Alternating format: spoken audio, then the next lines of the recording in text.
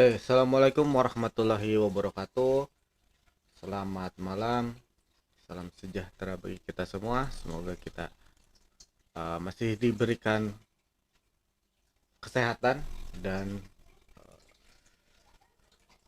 uh, ya kita bertemu lagi di pertemuan kedua di mata kuliah presenter TV dan radio. Nah, kalau minggu kemarin kita sudah bahas uh, tentang apa namanya pengantar dari presenter ya, presenter TV dan radio. Ya salah satunya kita apa namanya harus punya basic public speaking ya, karena mau tidak mau kita akan berbicara di depan orang ya, walaupun eh, apa namanya untuk presenter TV ya di depan kamera, apa namanya presenter radio ya di depan mikrofon misalnya, walaupun apa ya tidak langsung dilihat oleh orang atau tidak langsung didengarkan oleh orang, kita tidak bisa langsung melihat yang menonton kita atau yang mendengarkan kita. Nah tapi basicnya adalah uh, kita berbicara di depan umum ya, atau di depan khalayak. Nah itu yang mungkin nanti harus kalian latih juga nanti, karena kita kan nanti ada apa namanya prakteknya gitu kan. Nah itu mungkin nanti ini yang apa namanya yang harus kalian lakukan ketika berbicara di depan umum, atau berbicara di depan kamera, atau berbicara di depan mikrofon. Nah apa namanya pasti ada rasa apa namanya grogi, ada rasa apa ya tegang dan lain sebagainya gitu. Nah itu makanya saya bilang harus latihan dulu gitu ya, latihan dulu di depan apa namanya di depan kaca, latihan dulu ngomong, terus apa bikin skripnya dan lain-lain. Nah kuncinya adalah latihan gitu. Jadi nantinya ketika kalian sudah apa namanya biasa gitu ya, berlatih karena biasa, itu akan jadi lebih mudah untuk apa namanya untuk nanti ketika misalnya take misalnya untuk katakanlah untuk membaca berita atau apa namanya menjadi pembawa acara dan lain sebagainya. Nah, oke, di pertemuan kedua ini kita akan membahas eh, ada apa saja sih di balik suatu produksi ya, di suatu apa namanya, kalau kita kan lihat kalau berita ya pasti yang kelihatannya pasti presenternya aja kan, atau pembaca beritanya kan, atau apa namanya si pembawa acaranya saja, MC-nya saja. Nah tapi di belakang itu masih banyak orang yang apa namanya yang bekerja mendukung acara tersebut gitu ya.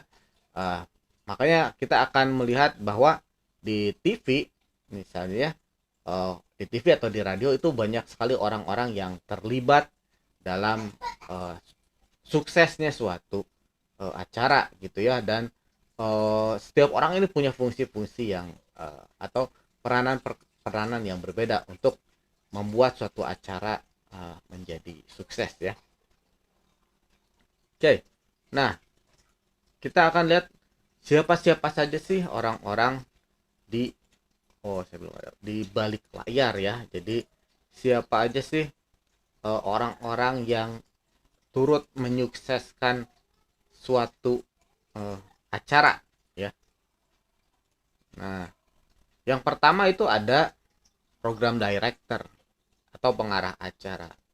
Nah, ini yang seorang program director ini adalah seorang yang bertanggung jawab terhadap teknis ya suatu pelaksanaan produksi atau satu acara gitu. Jadi program director lah yang mendirect atau mengatur orang-orang yang apa namanya punya job desk yang berbeda gitu. Ada presenter, nanti ada kameramen, ada apa namanya scriptwriter, ada dan lain sebagainya, kan sangat banyak sekali. Nah program director yang mengarahkan apa namanya, pekerjaan inilah gitu ya, pengarah acara harus apa, terus nanti ini apa, iklan naik kapan gitu ya, dan lain sebagainya gitu ya.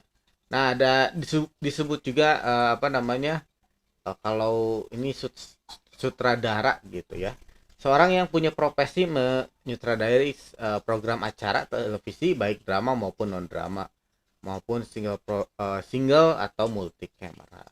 Nah, jadi kalau seperti ini biasanya multi kamera. Multi kamera itu berarti kameranya lebih dari satu ya, itu disebut multi kamera. Kenapa kok nggak satu aja kameranya? Satu kamera bisa aja gitu, tapi secara estetika, secara visual nanti gambarnya itu aja, jadi bosan hanya satu angle aja. Itulah makanya disebut multi kamera gitu ya. Drama juga kan itu pasti multi kamera. Sinetron itu multi kamera. Jadi misalnya ketika satu take shot, ada shot masternya, misalnya ada, katakanlah sinetron yang Ikatan Cinta gitu ya, satu shot itu yang lebar, misalnya dua orang, misalnya dia lagi ada dua orang yang lebar nangkep dua orang, satu lagi shot si orang yang ke satu lagi orang yang kedua, kan gitu kan kalau sinetron benar-benar dimainin di drama, di ekspresinya gitu ya. Jadi apa namanya, dapat semuanya gitu. Kalau misalnya sinetron itu katakanlah cuma satu kamera gitu, itu akan apa, jadi monoton gitu. Tapi ada sih satu film yang itu keren banget, itu pakai apa namanya, uh, satu kamera, dan terus dia apa namanya, cutnya itu nggak kelihatan, jadi terus filmnya itu film perang ya, saya lupa lagi, 1975 kalau nggak salah, pokoknya tahun lah gitu. Jadi itu sangat keren banget. Jadi si aktor itu, jadi kalau film biasa kan cut to cut to cut gitu ya, cut to cut, tapi ini terus langsung, misalnya aktornya dari sini dia ke sini terus ikut terus gitu, jadi terus aja continuity gitu, satu kamera. Nah, mungkin ada apa namanya, ada, bisa ada cut, bisa ada cut misalnya gitu ya, bisa cut kalau dia misalnya kehalang sesuatu atau apa gitu. Jadi disitulah kesempatan untuk ngekat, tapi dia terus langsung apa namanya, sepanjang jalan itu langsung apa namanya, jadi si pemainnya juga itu kalau apa namanya, misalnya dia salah ngomong di line kedua, itu harus diulangi dari awal gitu. Jadi langsung apa langsung, itu sangat keren banget gitu ya. Maksudnya itu susah banget untuk dilakukan gitu. Ada producer director, ini adalah seorang yang mendesain sebuah produksi acara sekaligus bertanggung jawab terhadap teknis eksekusi program tersebut gitu ya. Nah, inilah orang-orang yang uh, apa namanya, bertanggung jawab sebagai uh, suksesnya suatu program gitu ya. Jadi ya biasanya disebut program director. Nah, jadi program director ini adalah yang bertugas mengintegrasikan semua unsur-unsur pendukung dalam sebuah produksi gitu ya. Apakah itu acara televisi, acara radio gitu ya, dan lain-lain gitu. Jadi dia yang memang apa namanya, yang mengurus semuanya gitu ya, yang namanya program director. Jadi ya program tersebut ya dia yang menghandle gitu, gimana dia, apakah itu aspek teknisnya, aspek estetisnya, acaranya mau seperti apa, nanti bintang tamunya mau siapa dan segala macam gitu. Jadi program director lah yang mengarahkan acara, ini harus take-nya dari mana dulu, shotnya seperti apa dan lain-lain gitu. Jadi inilah pengarah acara itu yang paling bertanggung jawab di eh, apa namanya, di sebuah acara. Nah, seorang PD, biasanya disebut PD ya, program director, itu seharusnya ya harus punya pengetahuan yang banyak ya. Dia harus tahu tipe-tipe program news ya, program berita berbeda dengan program hiburan gitu kan. Program oh, religi berbeda dengan program konser misalnya gitu ya. Nah, dia harus tahu tipe-tipe apa program talk show, program apa, itu harus tahu tipe-tipenya, perbedaannya gitu ya. Jadi jangan di disamakan. Nah, yang kedua menguasai manajemen produksi. Ya, maksudnya dia harus tahu uh, apa saja yang diperlukan dalam produksi dari A sampai Z gitu. Jadi ketika ada trouble di apa, dia harus tahu, oh ini trouble-nya ini, oh ini trouble-nya ini, saya butuh ini dan lain-lain gitu. Jadi dia harus memanage suatu produksi suatu produksi acara ya. Terus ya mendalami sinematografi juga gitu ya. Jangan sampai kalau angle-angle-nya salah gitu ya, shootnya, continuity-nya gitu. Nanti kan dia harus memperhatikan apa yang nanti enak ditonton, dilihat gitu ya. Terus dramaturgi ya, ini salah satu yang uh, harus di ini juga diketahui juga ketika si program director itu uh, dia harus tahu bagaimana acting ya, sedikit sedikit banyak gitu ya, bagaimana ya tadi tadi public speaking, bagaimana harus ngomong dan lain-lain. Terus menggunakan peran produksi dan nah itu harus tahu ya, ya karena memang ya walaupun mungkin nggak 100% tahu teknis mendalam, tapi harus tahu secara garis besar lah gitu ya, apa saja peralatan produksi, kamera, teleprompter, apalagi mungkin ya, mic-nya, boom mic, perbedaan boom mic, terus clip on dan lain-lain gitu ya. Dan dapat menerjemahkan gagasan dan mengeksekusi program acara TV gitu ya. Jadi nah inilah uh, dalam TV, dalam radio juga, program director lah yang penanggung jawab sebuah program. Jadi sukses atau tidaknya suatu acara ya tergantung oleh uh, program directornya.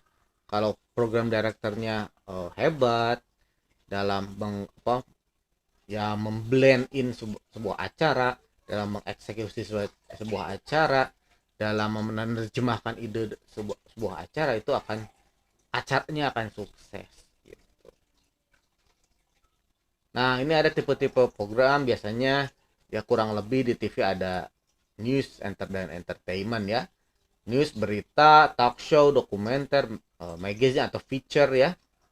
Nah, kalau entertainment banyak jenisnya, ada musik, ada film, sinetron, variety show, quiz dan lain-lain. Gitu ya. Jadi, nah inilah yang paling banyak sih di kita. Walaupun sekarang kan TV-TV sudah lebih bersegmen ya. Maksudnya kayak Metro TV lebih ke news and sport misalnya. Terus TV One news, hanya news. Tapi kan orang juga kalau uh, news terus kan bosan juga gitu kan. Makanya kan diselingin juga memang ketika dia kayak TV One, kayak Metro TV ya, kalau dia news ya porsi newsnya lebih besar gitu ya, bisa 80% itu news misalnya, 20% lagi mungkin talk show, musik juga, atau quiz dan lain-lain gitu. Nah, kalau yang TV-TV biasa kayak RCTI ya, SCTV dan lain-lain, entertainmentnya yang lebih banyak, newsnya sedikit, mungkin cuman 5% atau 10% lah gitu ya, hanya misalnya news-news apa namanya, berita jam 7 jam 5, jadi hanya sedikit gitu. Jadi memang sekarang sudah lebih segmented, dan tentu saja kalau ada dua ini dia harus lebih memilih berat kemana atau condong kemana gitu, karena apa namanya, TV aja kita kan sudah lumayan banyak sekarang ya, eh apa namanya, MNC, iNews, dan TV-TV baru juga banyak bermunculan gitu. Jadi ya memang harus lebih segmented, apalagi nanti di apa, di TV kabel ya. Di TV kabel itu sangat segmented banget. HBO langsung ke apa namanya, film film juga kadang-kadang kan dibagi, ada udah lebih segmented lagi. Misalnya Fox dia ada segmentednya, misalnya film khusus keluarga, atau nanti ada yang khusus kartun, film kartun dan lain-lain gitu. Jadi memang nanti akan lebih, semakin banyak apa, saluran TV misalnya, itu kan persaingan akan semakin ketat, makanya mereka harus lebih segmented gitu. Walaupun apa namanya, jadi jangan semua ada, tapi dia harus mending satu segmen aja, mau news, mau musik misalnya kayak MTV, terus V channel itu musik, ya musik aja kebanyakan gitu. Ada sih variety show dan lain-lain, ada biasanya, tapi apa namanya, ininya sedikit lah gitu ya, presentasenya. Nah ini tipe-tipe programnya kan, apa, untuk news ada berita seperti yang sering kita lihat mungkin ya. Nah terus ada talk show. Nah ini misalnya di Metro TV suka banyak tuh talk show, Kick Andy, eh dan lain-lain lah, saya lupa lagi. Dokumenter, magazine, dan feature. Nah ini misalnya di entertainment ada musik, ada variety show, quiz dan lain-lain. Saya rasa mungkin sekarang udah agak jarang, ya mungkin agak jarang ya acara quiz. Kalau dulu acara quiz lumayan banyak dan lumayan ditunggu juga. Kalau sekarang sih udah, apa ya, udah kuis-kuis sudah pindah ke ini, apa namanya, ke sosial media dan lain-lain gitu. Jadi di TV udah agak jarang saya lihat apa namanya, ngadain kuis, ngadain apa lagi ya, ya semacam itu udah sangat jarang sekali. Dulu apa namanya, sangat sering gitu. Oke, selanjutnya, nah jadi kita bicara ada yang namanya Leslie Nielsen ya. Jadi uh, saya pernah kerja di radio kan. Nah radio atau TV itu dia apa namanya, dia mencari rating ya. Nah ratingnya itu dari survei.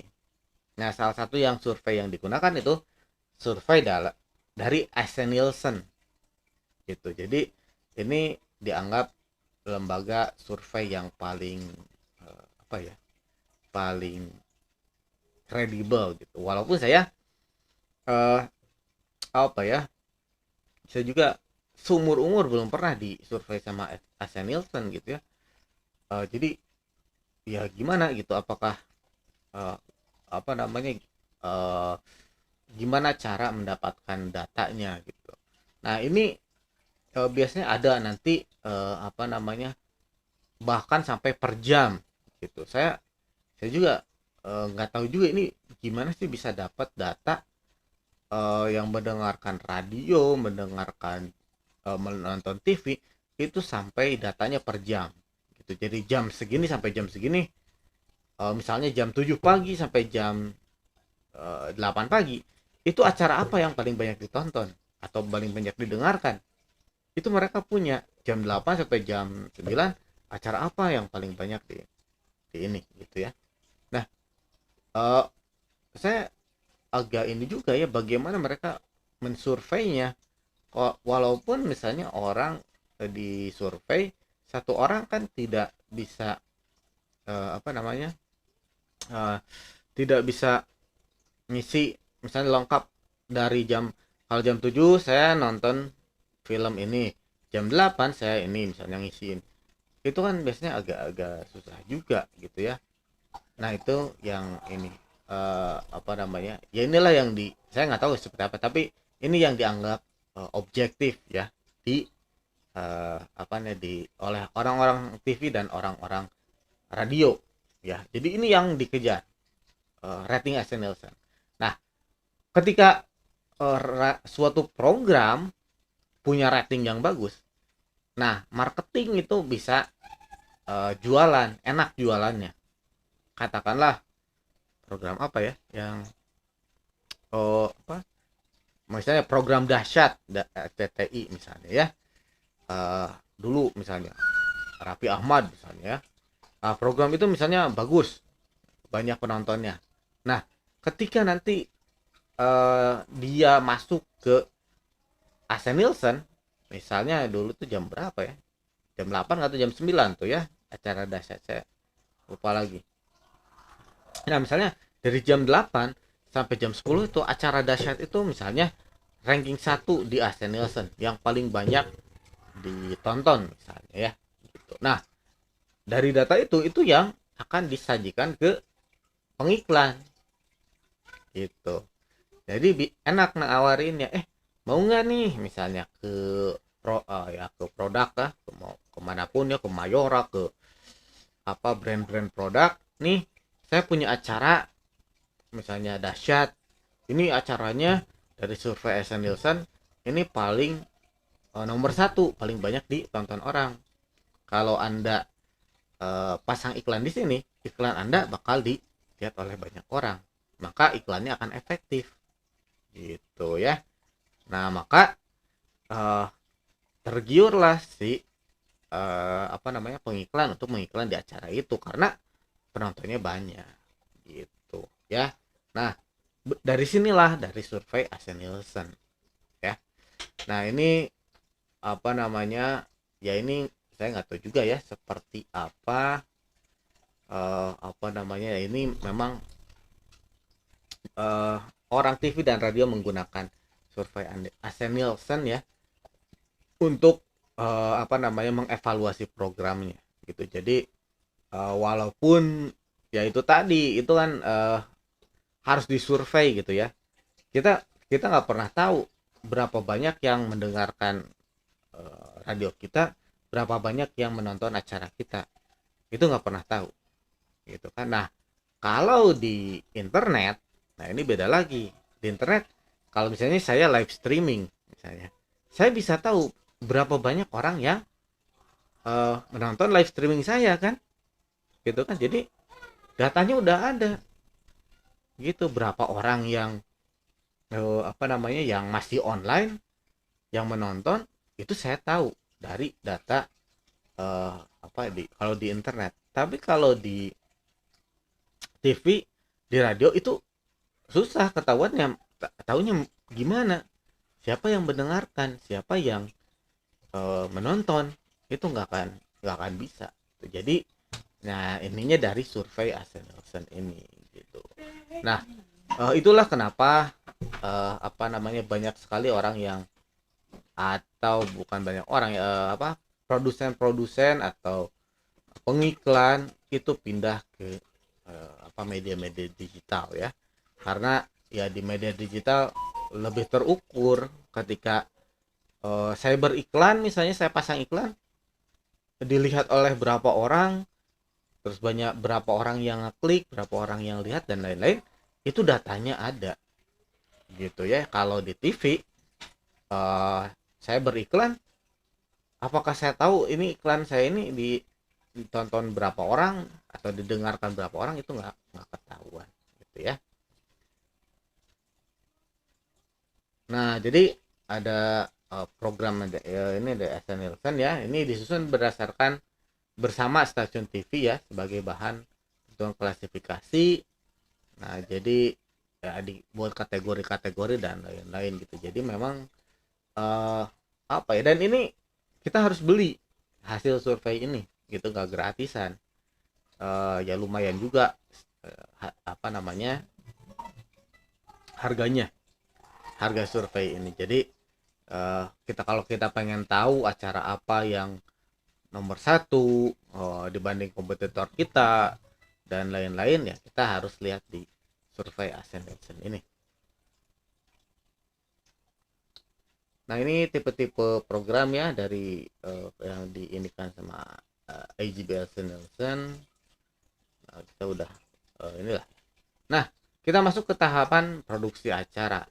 Nah, jadi biasanya secara umum acara ya produksi atau program acara itu dibagi dalam 3 bagian. Ada praproduksi, produksi, dan pasca produksi gitu ya. Nah, pertama ketika kita mau menentukan apa namanya, kita membuat satu acara, ya tentu saja kita harus menentukan tema atau topik. Ya, acara apa yang akan kita buat? Apakah acara berita, acara talk show, acara konser, acara apa gitu ya. Tentukan dulu temanya atau topiknya, atau mau acara apa. Nah, terus kita melakukan riset dan observasi. Ya, maksudnya acara ini dibutuhkan orang nggak kira-kira gitu kan. Karena kita membuat suatu acara ini kan buat orang lain ya, sebenarnya bukan buat diri kita. Ya, ini untuk apa namanya, untuk tontonan orang lain butuh nggak sih acara ini? Kalau orang lain nggak butuh, ya ngapain kita membuat acara yang orang tidak butuh, yang kemungkinan nggak akan ditonton lah gitu ya. Nah, makanya harus melakukan riset dan observasi, riset kecil-kecilan lah gitu ya. Apa sih yang disukai ya target market kita gitu, target audiensnya. Jadi kita bisa meriset. Kalau misalnya kita mau bikin acara tentang untuk anak muda tuh sekarang tuh senangnya apa sih gitu kan. Nah, baru kita riset dan observasi, baru oh ternyata senangnya acara-acara musik misalnya. Nah, mungkin acaranya lebih apa namanya, lebih ada banyak acara musiknya. Terus membuat naskah ya, naskah acaranya akan seperti apa, target market dan lain-lain lah gitu ya. Nah, terus membuat rundown acara. Ini acaranya misalnya mau berapa lama, apakah sejam, setengah jam, dan lain-lain. Nah, baru di breakdown ke rundown gitu ya, menit. Misalnya kita mau bikin acara sejam, nah menit menit 1 sampai menit 5 itu apa isinya. Terus misalnya kalau ada iklan itu di menit berapa gitu kan, kalau ada jeda di menit apa, dan lain-lain gitu ya. Jadi satu rundown itu satu kesatuan gitu ya, satu susunan acara. Nah, terus kita juga harus ketika akan melakukan suatu acara, equipment, peralatan apa saja yang diperlukan gitu ya. Kamera misalnya harus ada berapa, apakah perlu lighting, perlu make up, perlu apa segala macam. Nah, itu kan tergantung acaranya gitu ya, kebutuhan dan lain-lain. Oke.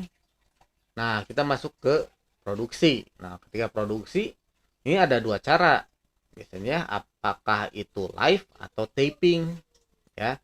Kalau live, nah ini apa namanya, ini kan siaran langsung ya, jadi persiapannya harus benar-benar matang, karena kalau terjadi kesalahan ya itu nggak akan bisa diulang gitu ya. Terjadi kesalahan teknis dan lain-lain ya akan susah gitu kalau lagi live. Tapi kalau taping itu lebih aman gitu ya. Taping kalau salah bisa diulang, nanti diedit gitu kan. Nah, itu kelebihan dan kekurangannya gitu ya. Jadi kalau taping biasanya direkam dulu, diedit dan lain-lain, baru ini. Tapi kalau live, nah itu live itu harus benar-benar persiapannya sangat apa namanya, sangat ekstra ya, karena yaitu tadi tidak akan bisa apa namanya, tidak akan bisa diulangi ya. kalau sudah apa namanya, kalau sudah ini ya. Nah, kita akan lihat dulu nih. Nah, misalnya ini apa, di balik layar lah suatu ini ya, suatu produksi gitu. Yuk kita zoom in dikit. Kamera zoom out dikit, zoom out, zoom out.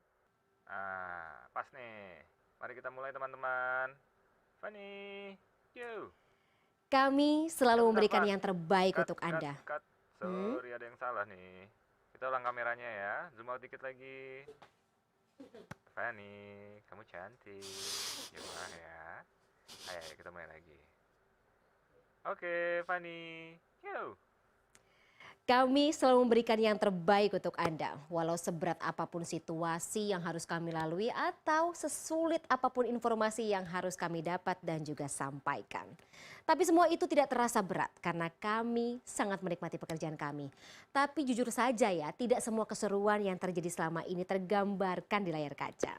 Nah, berhubung saat ini bertepatan dengan hari ulang tahun Transmedia, kami pun akan berbagi kebahagiaan dengan menunjukkan momen-momen lucu dan juga seru yang terjadi di belakang layar selama 1 tahun belakangan ini. Kita saksikan bersama. Menit-menit akhir pertandingan membuat juara bertahan Manchester. Dan sekarang kita lihat statistik performa Manchester United dan Tottenham Hotspur. Itu salah. Kok Liverpool Everton? Ya, 2-1 untuk Spain. Yes, good. Nice. Gadis itu bernama Skyborn, bahkan Skyborn, maaf. Bentar ya, sinyalnya susah banget sayang. Wah, kocok kita kamera. Terus. Sebentar itu bertiga, yang ini. Iya makanya. Mbak, tolong di foto yang bagian ini, Mbak. Aduh, Chan. Sulek motok.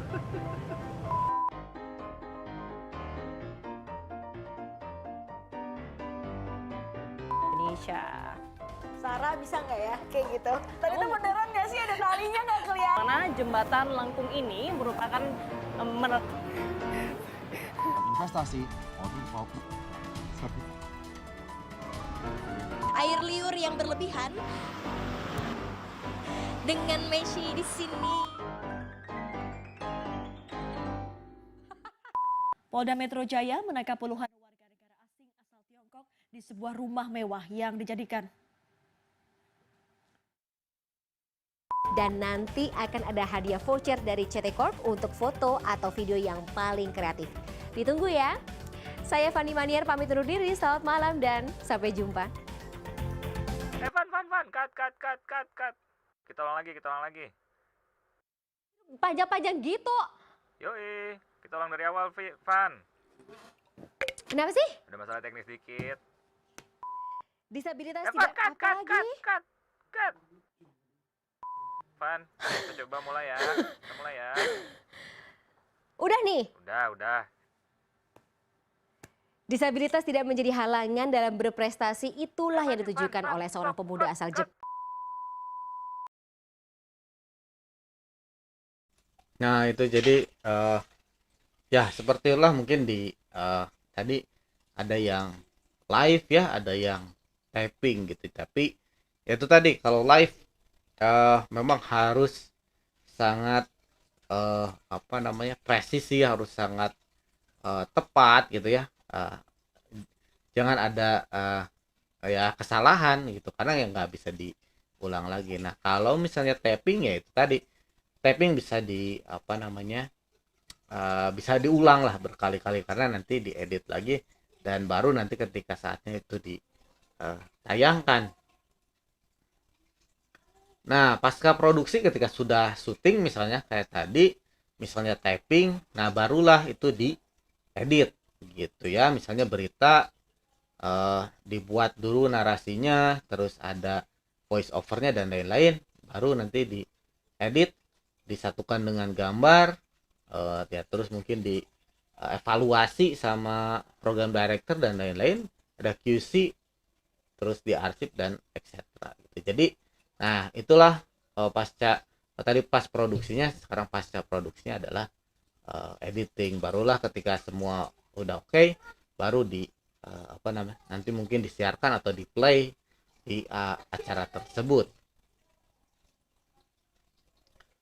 Nah ini apa namanya, eh, apa namanya, flow-nya ya. Jadi ketika kita akan membuat suatu acara, ya ini flow-nya gitu, ada produksi, praproduksi, produksi, dan pasca produksi. Nah ini yang harus dilakukan agar apa ya, agar suatu program itu berjalan dengan baik gitu. Kalau kita tidak melakukan salah satu hal, ya misalnya kita skip aja lah karena apa namanya, praproduksi gitu ya, kita, nah nantinya itu ketika produksi itu akan kelabakan.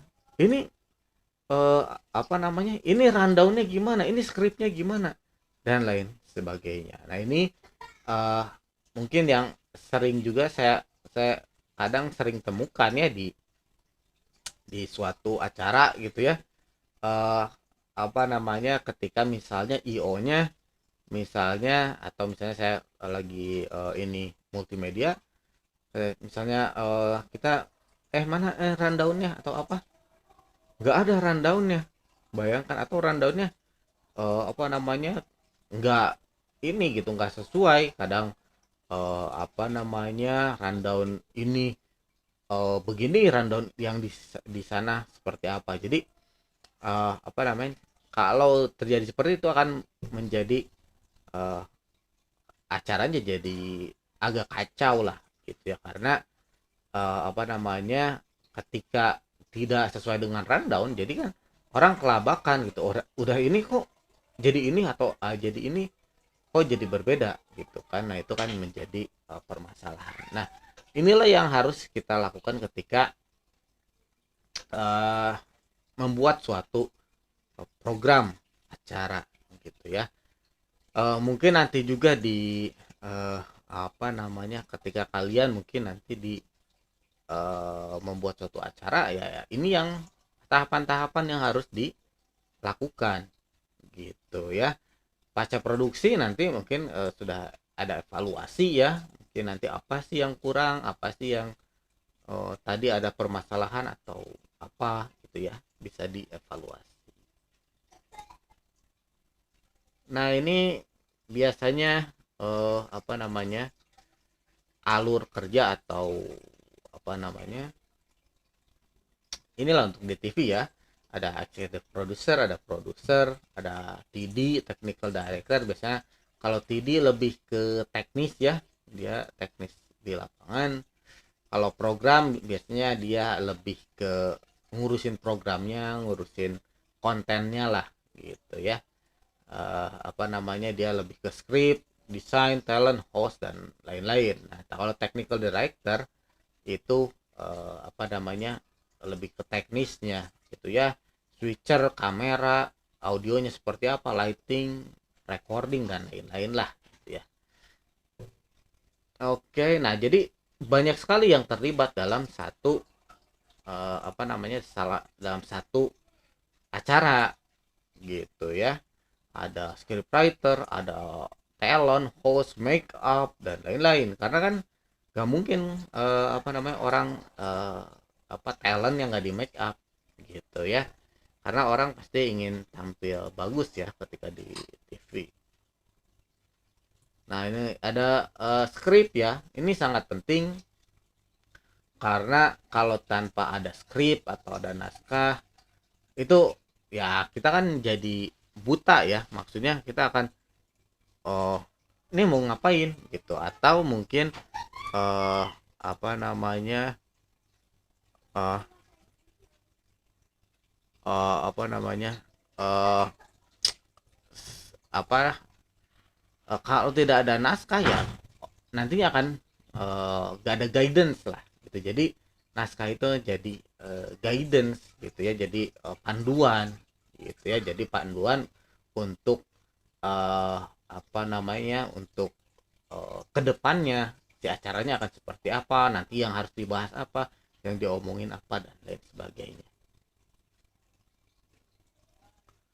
Nah, ini ada penulisan naskah ya, ada naskah itu ada non drama, ada juga untuk drama. Jadi ya kayak tadi ya, kalau naskah untuk sinetron ya jangan disamakan naskahnya seperti naskah katakanlah berita gitu kan, ya akan masuk juga gitu ya. Kalau naskah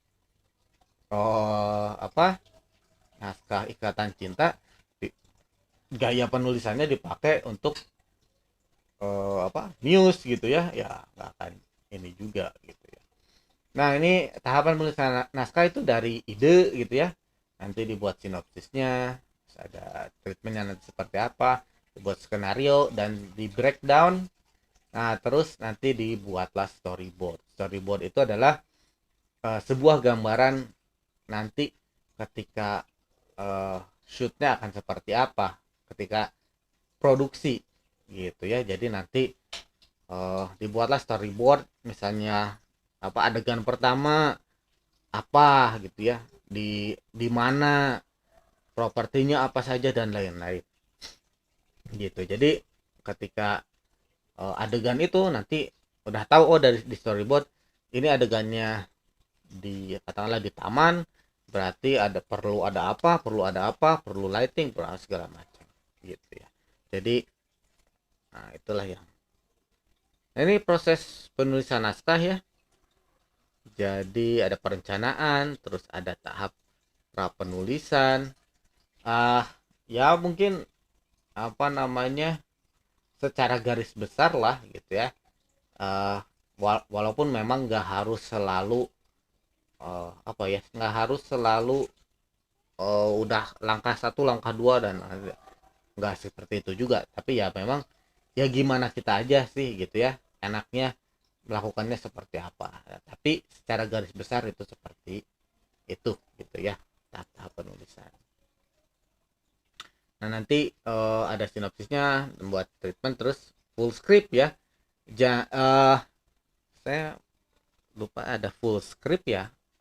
Jadi kalau full script itu benar-benar, kalau kalian saya lupa lagi ada di mana ya, saya full script itu adalah full ini script yang full gitu. Nanti sampai perkataannya itu ada gitu. Jadi misalnya kalau dia sambil bilang gitu ya, itu ditulis juga gitu di skripnya gitu, kalau itu memang dibutuhkan gitu. Jadi itu full script. Nanti mungkin saya akan perlihatkan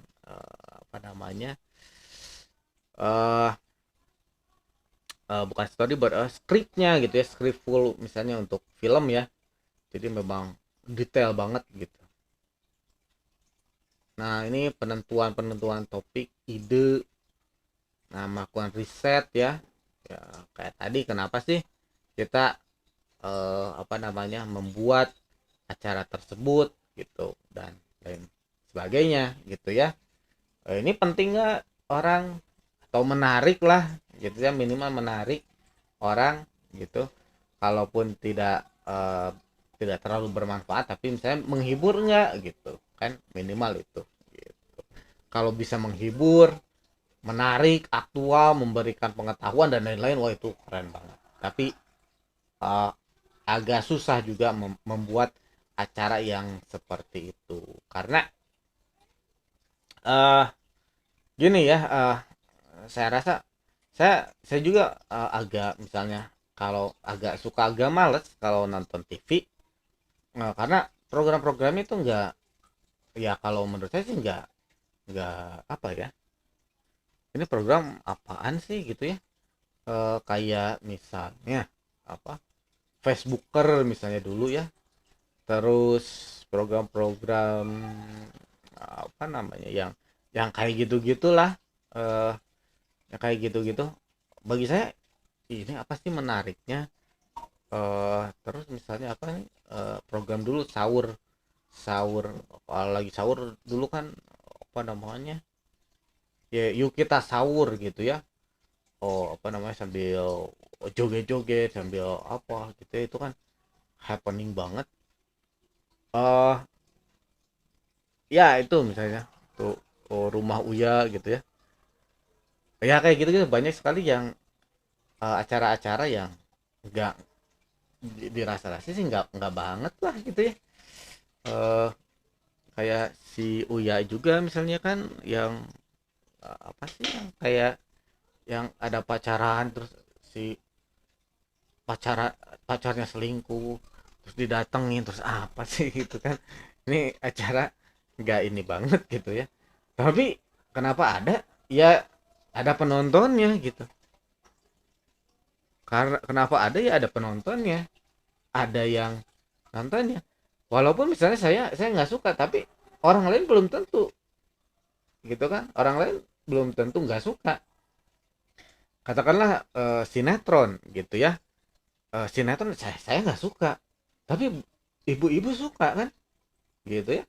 Selama masih banyak yang suka, ya apa, ya dibuatlah program itu gitu ya. Jadi ya memang itu tadi ya, nggak bisa dipungkiri walaupun apa ya, ya kadang-kadang kalau saya kadang lihat ini acara keren banget lah gitu ya, misalnya kayak talk show-nya si Kick Andy gitu ya. Talk show-nya si Kick Andy misalnya di Metro itu keren banget.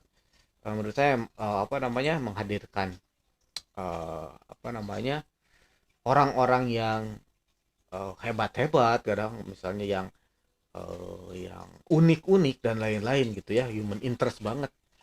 Tapi penontonnya nggak banyak, nggak sebanyak misalnya penonton si Deddy Corbuzier misalnya ya, dulu hitam putih.